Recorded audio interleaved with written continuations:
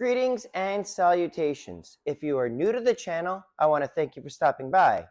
My name is Eric Moss. I am a motivational speaker, personal trainer, and modern day performing strongman.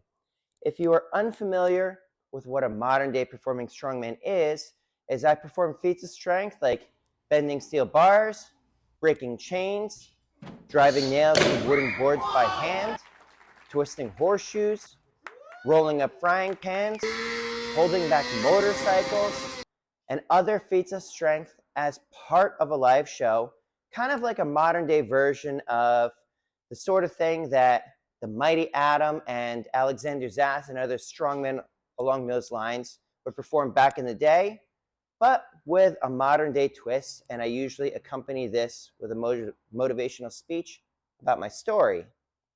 Now, being a modern day performing strongman and knowing that there's not a whole lot of us around these days, I know that people have questions for me. And in an effort to generate content for my YouTube channel, as well as preach the gospel of strength according to Eric Moss, I started a YouTube series called Ask Eric Moss, where I would invite you to ask me questions by dropping it in the comments below. And when you do that, I get back to you with your very own customized video, just for you. Pretty cool, right? So this question comes from Howell. And they said, overcoming isometrics with steel hand grips. Do you think it's effective at getting a stronger grip? I also do slow eccentrics with them. Thank you for asking that. Now, when you say steel hand grips, I'm assuming that you're talking about these guys, Captains of Crush style grippers. Captains of Crush are a particular style of gripper, and there are multiple steel hand grips on the market. Some are better than others, and I'm not really sure which ones you're talking about.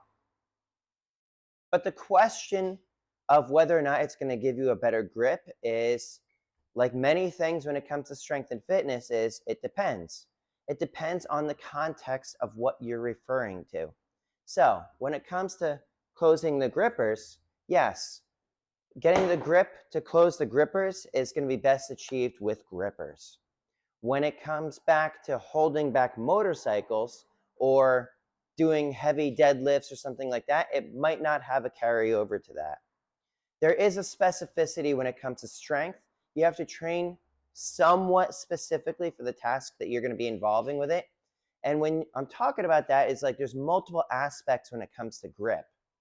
So a good resource would be like the Grip Master's Manual by John Brookfield or other works. He also has like several articles on ironmind.com specifically relating to grip and the various aspects of it. Like as an example, the grippers are going to be best with crush style gripping. The eccentrics could help with like the supportive ones. I'm not really sure what the carryover is with that. And one of the things when it comes to programs is I like to have some idea of progression. Like how do you know that you're getting better? When it comes to adaptation, your body gets stronger by adapting, but the stimulus can't consistently remain the same every single time. Otherwise, your body ceases to adapt and you cease to make gains. So with the multiple aspects of grip, one of the things that people often don't consider is your thumb strength. Thumb strength for me comes specifically into play when it comes to crushing between the legs with things like wrenches and finishing off landscaping spikes and lag screws and that sort of thing. There's also going to be the pinching aspect. With me, that comes into play with phone books and cards. Well, actually, no, the cards aren't. No, the cards are with this hand when I'm ripping it. What else was I going to say about that? So basically, it kind of depends on what kind of a grip you're after. Also, there's something with like the thumb where it's like you're not crushing in, but more resisting opening. That's where that gyro ball that I mentioned in a previous video that was recommended to me by Hercules Chris Ryder, that trains that aspect, so that which helps with wrenches because ideally my thumb would remain in one spot while the wrench itself is the one that moves. So, Howell, I hope that answers your question. If you have additional questions or you want more follow-up, drop more question or drop a follow-up question in the comments below. If anybody else has any questions, drop it in the comments below and I will get back to you with your very own custom video attempting to answer your question. And if you liked this video, please let me know by hitting that like button. If you want to see more of this sort of thing, or you want to see the vlogumentaries that I create for the various shows that I do across the country, subscribe to the channel.